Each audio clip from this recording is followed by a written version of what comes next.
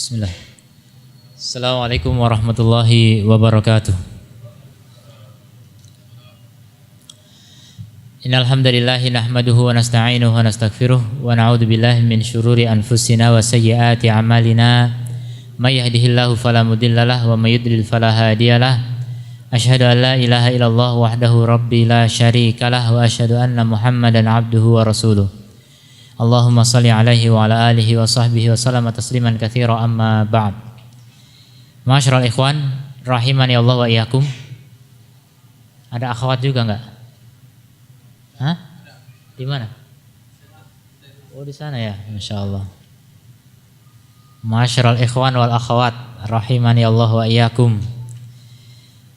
Kita bersyukur kepada Allah Ta'ala karena sampai detik ini kita masih menikmati indahnya Ramadan, menikmati indahnya iman dan Islam, menikmati indahnya tauhid dan keindahan yang tiada tara, tidak terlukiskan, tidak tergambarkan.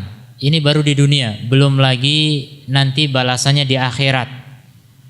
Luar biasa, tidak ada yang bisa menggambarkan seperti apa pahala yang akan diraih oleh orang-orang yang taat kepada Allah Subhanahu wa Ta'ala.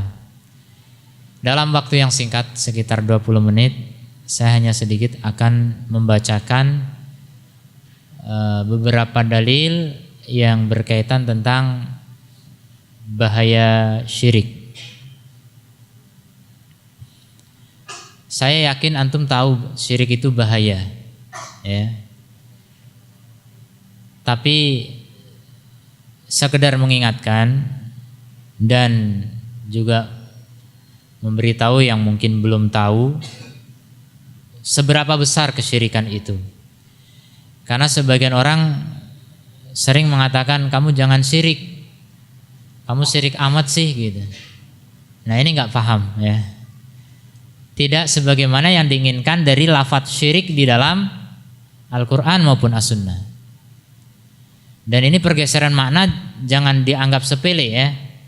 Nanti bisa jadi anak cucu kita mengira syirik seperti yang dibilang oleh orang-orang itu. Syirik dosa paling besar. Ia tahu maksudnya syirik itu apa. Ya, ini fenomena yang bisa terjadi karena yang namanya bahasa itu seperti budaya dan memang budaya.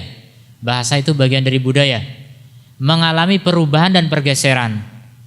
Sehingga ketika kaum muslimin tidak kembali kepada istilah syar'i dalam memahami agama ini, maka kemungkinan besar akan bergeser pula pemahamannya terhadap Islam, bergeser pemahamannya terhadap Al-Quran dan As-Sunnah. Maka kita harus benar-benar mengembalikan setiap istilah kepada makna aslinya. Ya, kita tahu syirik. Syirik itu apa? Menyekutukan. Syirik artinya menyekutukan Allah. Yaitu apa? Taswiyatullahu bighairihi bima huwa yahtassu bihi. Itu hakikat dari syirik. Menyamakan Allah atau menyerupakan Allah dengan selainnya dalam perkara-perkara yang merupakan kekhususan bagi Allah. Dan ini adalah dosa yang paling besar. Sekarang orang rame kalau ada maling dikeroyok sampai mati. Kalau ada koruptor di demo sampai lengser. Kalau ada pezina diarak keliling kampung sambil dicoret-coret mukanya dan badannya. Yang jelas fenomena dosa-dosa yang dianggap keji dan dianggap sangat berbahaya itu ma'ruf ya, kita sering saksikan di media. Tapi belum pernah kita menyaksikan ada orang ya membasmi kuburan yang dikeramatkan, yang diberi sesaji. Belum kita dengar ada orang ribut gara-gara ada rombongan orang memberi sesaji ke laut selatan. Belum ada orang ribut ketika ada seekor kerbau yang dinamakan kiai, kemudian kotorannya diambil berkahnya di demo. Belum ada. Ya. Inilah fenomena bagaimana pergeseran itu terjadi. Sekarang korupsi lebih besar daripada syirik. Sekarang ya, dosa-dosa yang memang benar itu dosa besar, tapi sudah dijadikan terbesar sehingga syirik seakan bukan dosa lagi hari ini. Karena dosa menurut pandangan kebanyakan orang adalah menyakiti orang lain, sedangkan menyakiti Allah tidak masalah. Ini yang menjadi sumber masalahnya ya. Syirik itu mendolimi Allah Ta'ala, makanya dia adalah kedoliman yang paling besar. Ya, kita lihat sekarang dalil-dalilnya tentang bahaya kesyirikan. Tinggal 15 menit, mudah-mudahan selesai ya. 1. Syirik itu adalah dosa yang paling agung. Sampai istilahnya agung, azim ya. A'dhamudzam. Dosa yang paling agung. Sudah, ini mutlak. Tidak ada dosa apapun yang lebih besar daripada syirik. Jadi sekarang kacamata kita harus dirubah. Kalau sekarang kita marah-marah ngelihat koruptor, ya tetap marah, tapi kepada orang musyrik itu harus lebih besar kemarahan kita. Bisa nggak kira-kira? Ini yang agak berat ya. Tapi walaupun begitu, marah kepada musyrikin bukan berarti harus langsung dibasmi gitu, bukan begitu. Semuanya ada strateginya ya. Jadi setidaknya kalau kita tahu syirik adalah dosa yang paling besar, adalah upaya kita yang semaksimal mungkin menjaga diri kita, keluarga kita, anak-anak, istri kita, orang-orang yang kita cintai dari kubangan syirik yang sangat berbahaya ini. Bagaimana kita menjaga sekuat tenaga agar kita tidak terjerumus ke dalam syirik. Dan masih banyak orang yang menganggap syirik itu menyembah patung. Kita katakan tidak salah, menyembah patung itu syirik, tapi syirik itu lebih luas daripada itu, sangat luas bahkan. Ibnul Qayyim mengatakan asyirku fin niyah, syirik dalam niat nih, dalam niat, fil iradah, dalam kehendak, kal bahri la sahila lahu, seperti samudra yang tidak bertepi, sangat luas. Dan orang kalau sudah masuk ke dalamnya hanyut, tidak akan pernah bisa kembali. Jadi sangat berbahaya sebenarnya. Tapi karena kita, di antara kita masih meremehkan syirik ini, sehingga tidak belajar apa itu syirik, tidak berusaha memahami apa itu syirik. Yang terjadi apa? Syirik itu kan yang penting kita tidak menyembah berhala, kita tidak memberi sesaji, kita hanya sebatas itu. Padahal syirik dalam masalah i'tiqad, dalam masalah hati itu jauh lebih banyak dan lebih tersebar di tengah-tengah kaum muslimin ya. Tidak main-main ini pernyataan Allah Ta'ala. Wa ma yu'minu aktsaruhum billahi illa wa hum musyrikun. Ini pernyataan Allah ya. Tidaklah mereka beriman kepada Allah, tidaklah kebanyakan mereka beriman kepada Allah kecuali mereka musyrik. Jadi kebanyakan kaum mukminin musyrik. Ini pernyataan Al-Quran, bahasa Allah Ta'ala. Apakah kita dustakan firman Allah? Allah berkata pasti benar, bahwasanya kebanyakan orang beriman itu musyrik. Ini berat, ini seperti ini. Kenapa bisa begitu? Ya gitu, harus kita pelajari apa itu syirik, kita akan tahu. Kita akan tahu ketika kita mempelajari tauhid dan syirik dengan semaksimal mungkin. Dan ini bukan makomnya ya. Saya hanya menjelaskan bahayanya saja. Pertama, dia dosa yang paling besar. Dalilnya diantaranya surat An-Nisa ayat 48. Allah menyatakan, wa man yusyrik billahi faqad iftara itsman 'azima. Barang siapa yang menyekutukan Allah Ta'ala, maka dia sungguh telah membuat kedustaan dosa ya, membuat dosa intinya, membuat dosa yang besar, azim, agung. Kemudian dalam surat Luqman ayat 13, ini nasihat Luqman kepada anaknya. Ya bunayya, wahai anakku. Nah ini juga perhatian buat bapak-bapak sekalian yang punya anak. Pernah nggak mengingatkan anak dari kesyirikan? Nah kalau belum, ya sekarang ya, nanti pulang diingetin anaknya dari syirik. Emang syirik apa Pak? Ya pokoknya syirik. Nah, Papa nggak tahu ya. Anaknya udah belajar di pondok. Berarti papanya yang harus belajar lagi ya. Diingetin, ya bunayya, wahai anakku, la tusyrik billah, jangan kamu menyekutukan Allah. Inna syirka la dzulmun azim, sesungguhnya syirik itu adalah kedzaliman yang terbesar. Jadi terbesar ya. Jadi tidak bisa disamakan dengan dosa-dosa yang lain.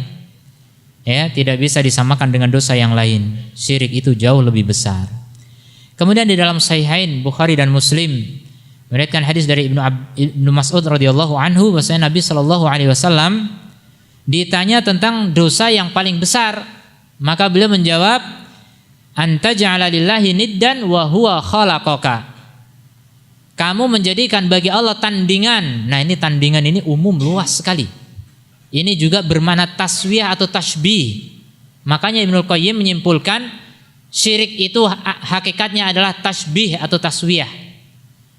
Menyerupakan atau menyamakan. Diambil dari kata nid ini. Nid itu tandingan yang sebanding.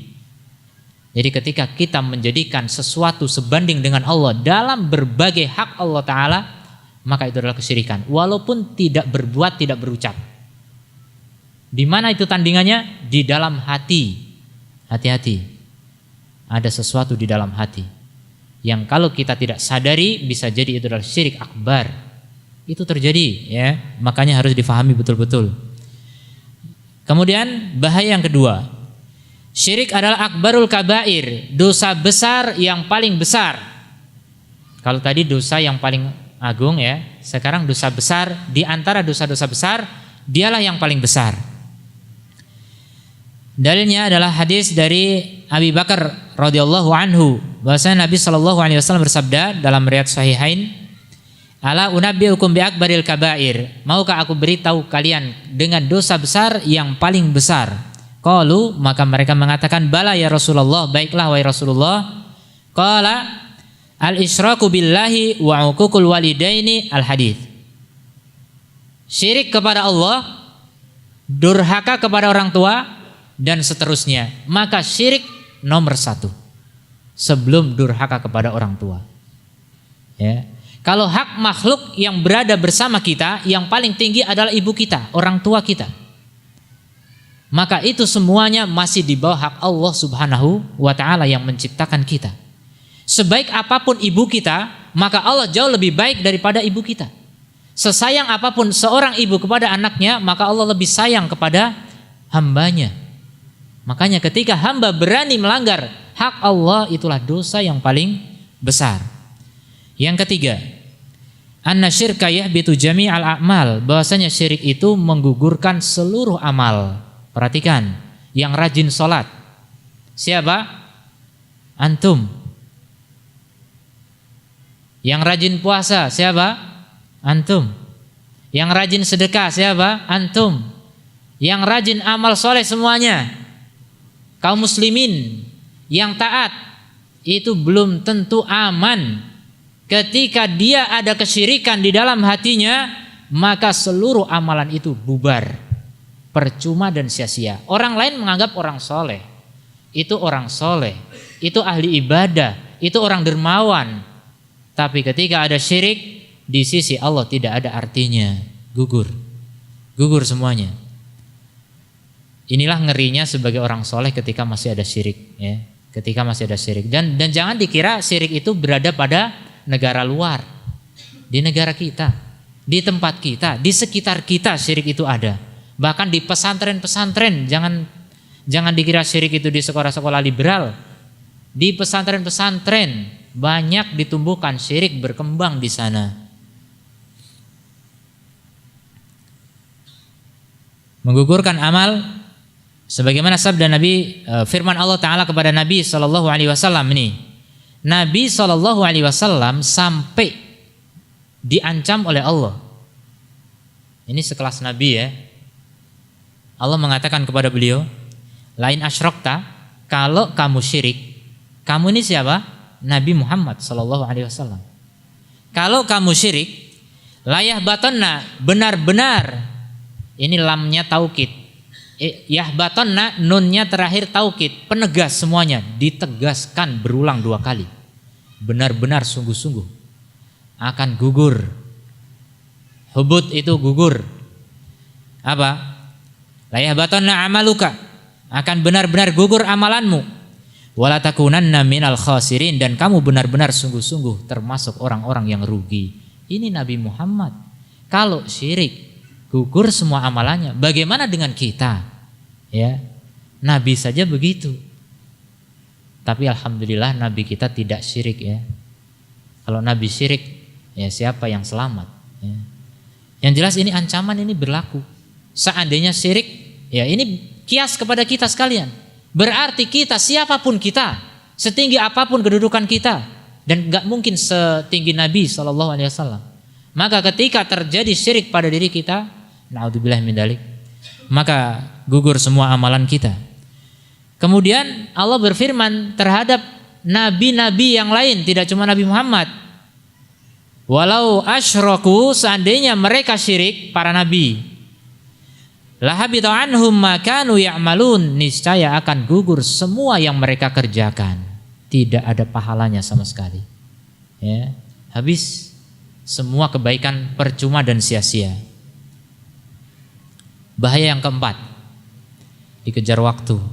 Syirik tidak diampuni oleh Allah. Ya, syirik tidak diampuni oleh Allah Ta'ala jika orang mati dan belum bertobat darinya. Dan ini ada sebagian kaum muslimin salah paham ya. Ketika diingatkan, Pak sudah tobatlah dari syirik. Ah sudah, biar, udah gak diampuni aja. Ya Allah. Tidak diampuni itu maksudnya kalau mati belum tobat. Kalau tobat diampuni. Ini salah paham. Gara-gara salah paham dia putus asa.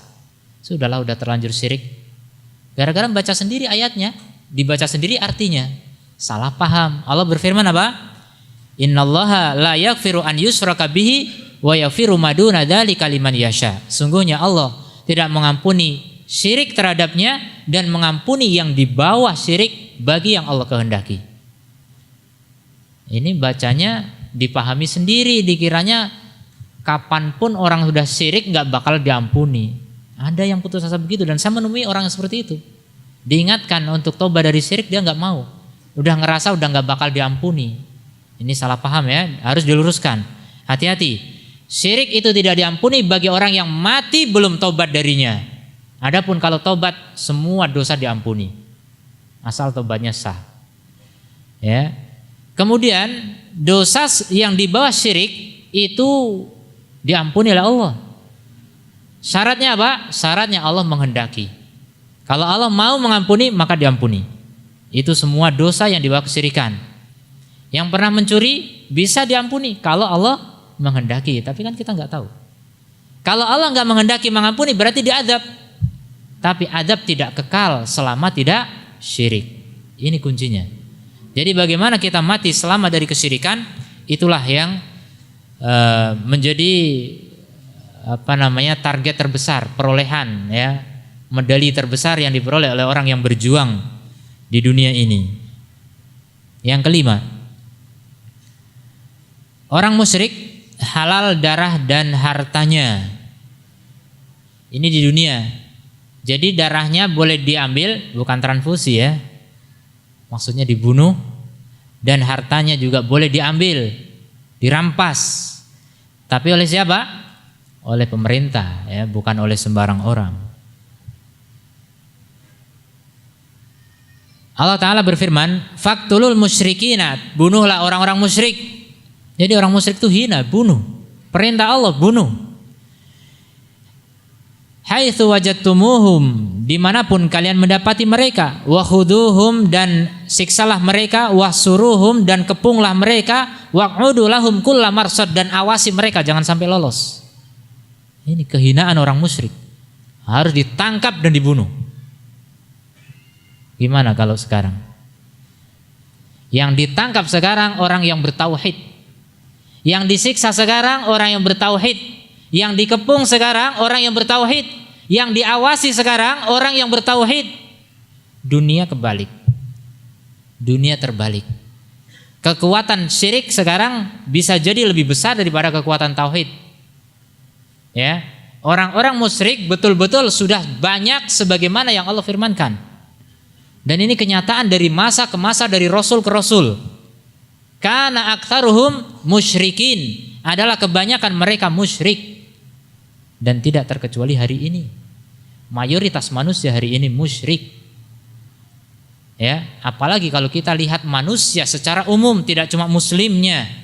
Ya, yang muslim kita nggak bisa memastikan ya, karena kesyirikan kaum muslimin ini harus istilahnya untuk memvonis mereka kafir gitu, itu tidak gampang. Tapi kalau orang yang di luar Islam, semua agama selain Islam itu musyrik. Ya, semuanya musyrik kecuali yang ateis. Yang ateis nggak menyembah siapapun, tapi mereka syirik juga karena mereka menyembah hawa nafsu mereka. Allah Ta'ala berfirman apa? Afaraita man ittakhadha ilahahu hawahu. Apakah kamu tidak melihat orang-orang yang menjadikan hawa nafsunya sebagai sembahan? Berarti syirik juga. Berarti semua agama selain Islam adalah musyrikin. Berarti banyak nggak? Berapa persen kaum muslimin dibandingkan semua manusia? Kalau jumlah manusia 6 miliar, kaum muslimin 1 miliar, berarti kan sedikit kan? Dan itu belum tentu kaum muslimin tidak syirik. Bisa jadi kebanyakan kaum muslimin juga syirik. Makanya kana aktsaruhum musyrikin. Jadi di negeri Islam saja sekarang bukan kaum musyrikin yang dibunuh, bukan kaum musyrikin yang disiksa, bukan kaum musyrikin yang dikepung, bukan kaum musyrikin yang diawasi. Tapi dibalik, sudah terbalik karena memang sudah mendominasi. Ya, makanya kebangkitan Islam sangat kita harapkan dari wajah-wajah antum sekalian yang mulai ngantuk.